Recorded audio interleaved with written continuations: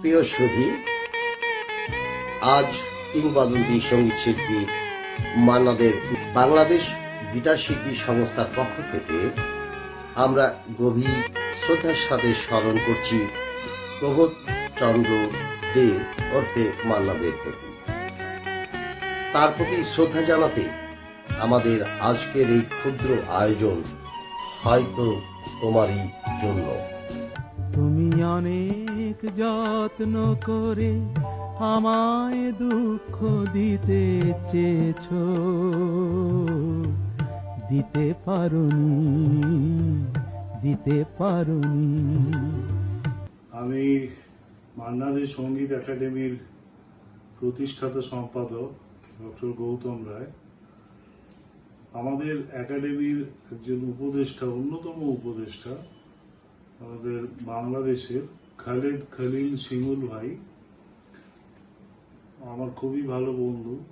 তো ওনার থেকে জানলাম যে আপনারা ঢাকাতে সামনের 1 মে মান্নাদের জন্মজয়ন্তী পালন করতে চলেছেন।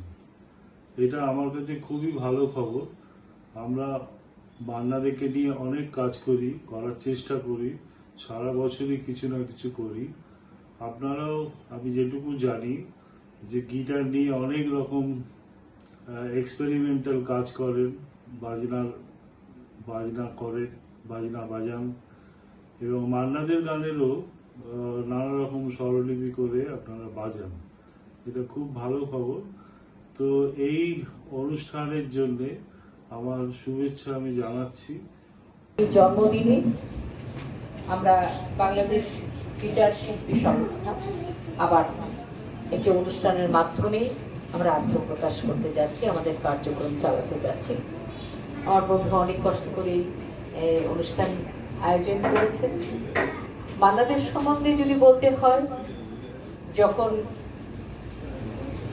কিছু বোঝার বয়স হলো, ভালোবাসাটা বুঝতে শিখলাম, একটা বিপরীত লিঙ্গের প্রতি যখন আমাদের সবার মনটা আকর্ষিত হওয়ার বয়স, অর্থাৎ কিশোরী বা কৈশোর বয়সের প্রথম ভালো লাগাই হচ্ছে মান্নাদের। এই শিল্পীর সঙ্গীতময় জীবন দিনের পর দিন আলোচনা করে শেষ করা যাবে না। তবুও আমরা চেষ্টা করেছি শিল্পীর কিছু গান হাওয়াইন গিটারে উপস্থাপন করতে। মান্নাদের গান নিখুঁত সুরে, গায়কিতে গাওয়া কিংবা মিউজিক্যাল ইনস্ট্রুমেন্টে বাজানো খুব একটা সহজ নয়। তাবৎ করি শিল্পীরাই স্বীকার করে। চল আমরা অনুষ্ঠান শুরু করি।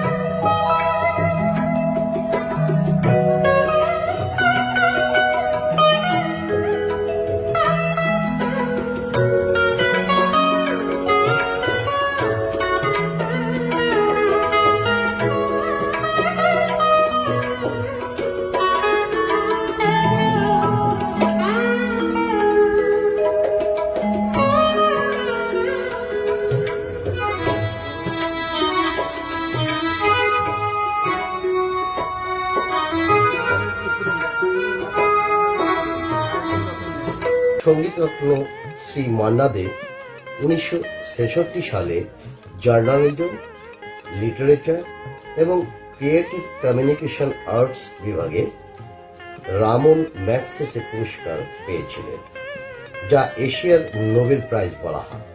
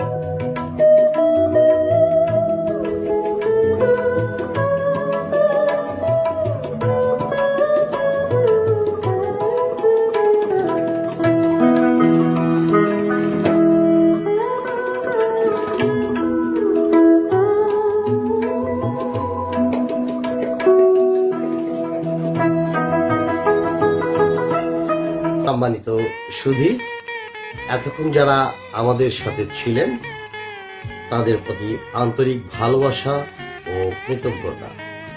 আপনারা সকলে ভালো থাকুন, আরো বেশি বেশি শ্রদ্ধেয় মান্নাদের গান শুনুন। আমি খালিদ খলিল শিমুল অনুষ্ঠান শেষ করছি। लगता नहीं है दिल यहाँ, लगता नहीं है दिल यहाँ।